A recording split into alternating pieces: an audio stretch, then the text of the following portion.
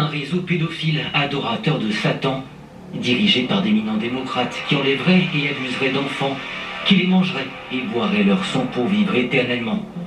Le président Trump est là pour les combattre. Sa lutte conduira à l'arrestation de femmes et d'hommes politiques et de personnalités publiques comme George Soros, Bill Gates, Tom Hanks ou Oprah Winfrey. Ce scénario farfelu est à l'origine de QAnon, l'une des nébuleuses conspirationnistes les plus dangereuses de notre époque. Née sur Internet aux États-Unis, elle est rapidement passée du virtuel au réel. Et elle se répand maintenant dans le monde entier, y compris en Europe, à la faveur de la pandémie de Covid-19. Les pancartes QAnon affichant la lettre Q sont apparues pour la première fois en Europe lors de manifestations contre les restrictions liées au Covid-19. À Paris, Londres, mais aussi à Berlin. Dans la capitale allemande, des militants d'extrême droite brandissaient des symboles de QAnon et des drapeaux du Reich allemand. Certains ont tenté de prendre d'assaut le bâtiment du Parlement.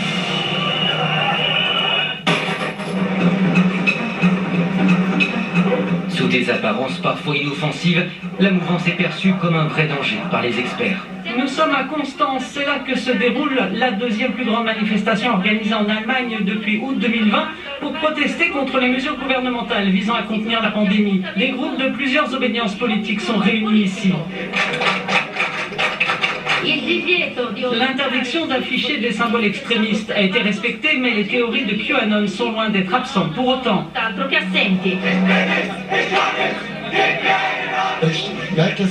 de mon point de vue, je pense que le gouvernement essaie de nous diviser en introduisant ces mesures. Et je trouve qu'il y a une prise de contrôle énorme de la part de l'État. Je suis avec le peuple, mais aussi avec QAnon, car eux aussi disent que nous sommes de plus en plus divisés. Pour les chercheurs spécialistes de la théorie du complot, la crise du Covid-19 a donné de l'élan à QAnon en raison de l'incertitude liée à la pandémie et étant donné le caractère tentaculaire de cette nébuleuse conspirationniste. c'est une sorte de méta-conspiration et elle englobe beaucoup d'idées différentes, des théories qui se déclinent facilement. L'idée d'un État dans l'État dirigé par les élites mondiales face à une poignée de sauveurs comme Donald Trump et d'autres. Cela s'adapte à de nombreux contextes politiques. Pour les Français, il s'agira de décrire Macron comme un pion de cet État profond, comme on l'appelle. Pour les Allemands, c'est Merkel qui est une marionnette de cet État dans l'État. C'est par ce biais que QAnon a attiré en Europe un ensemble hétéroclite de soutien. Des partisans aux idéologies différentes qui ont le choix parmi un large éventail de récits conspirationnistes. Certains sont contre les élites, d'autres sont anti-vaccins, des théories qui se chevauchent en partie autour de la certitude d'être manipulés. On a l'impression qu'ils essayent de nous manipuler pour nous faire peur. Je pense que les mesures contre le coronavirus sont complètement excessives. Je crois que nous sommes muselés.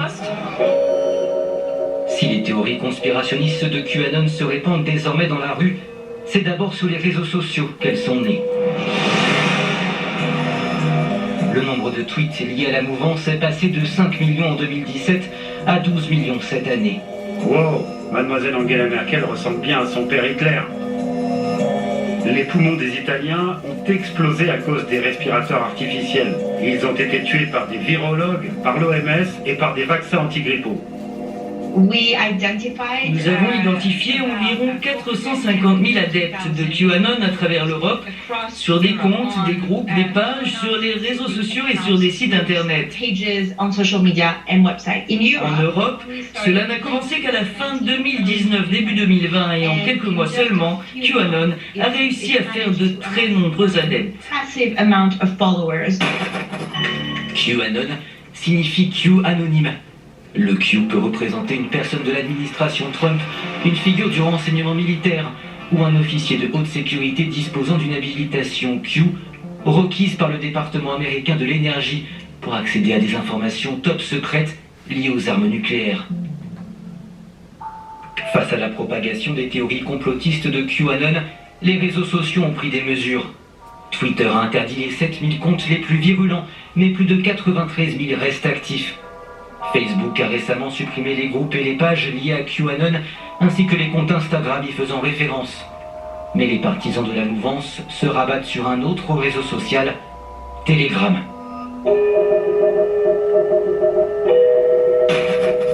cœur des techniques de communication de QAnon, la désinformation et les fake news. La mouvance ne diffuse aucun fait, aucune source ou citation vérifiable.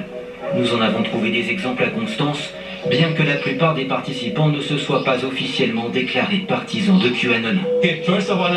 Tout d'abord, je suis médecin, donc ce que je dis est médicalement prouvé. Je ne porte pas de masque. Je n'ai jamais porté de masque. Ce que vous portez ici est dangereux et cela tue des enfants. Pendant ce temps, en Allemagne, 3 enfants sont morts, essentiellement à cause du masque. Est-ce que cela a été prouvé? Presque. Selon la police allemande, il n'existe aucune preuve que les enfants soient morts à cause du port du masque.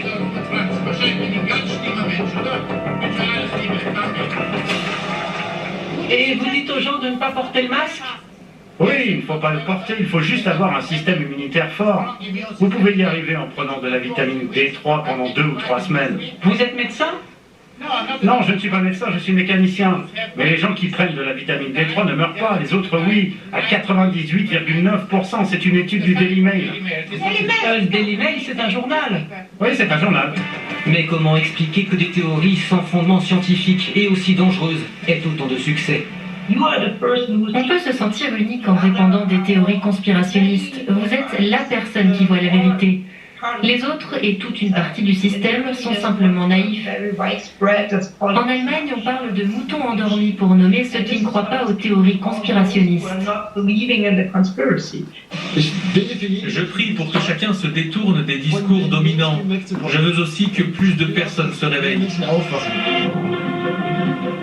Aux États-Unis, le FBI a désigné QAnon comme une menace terroriste nationale. La mouvance est notamment liée à un meurtre, à un affrontement armé et à plusieurs arrestations. En Europe, et surtout en Allemagne, ces partisans sont parfois issus des rangs de l'extrême droite. La croyance dans les théories du complot peut conduire à la violence et cela peut multiplier les risques de radicalisation. Nous savons en Allemagne que 25% de ceux qui croient en ces théories conspirationnistes disent qu'ils seraient capables d'utiliser la violence pour atteindre leurs objectifs. QAnon gagne de plus en plus de soutien aux États-Unis, dont une vingtaine de candidats républicains au Congrès. À quelques jours de la présidentielle américaine, Donald Trump n'a toujours pas pris ses distances avec la mouvance, devenue désormais beaucoup trop dangereuse pour être ignorée.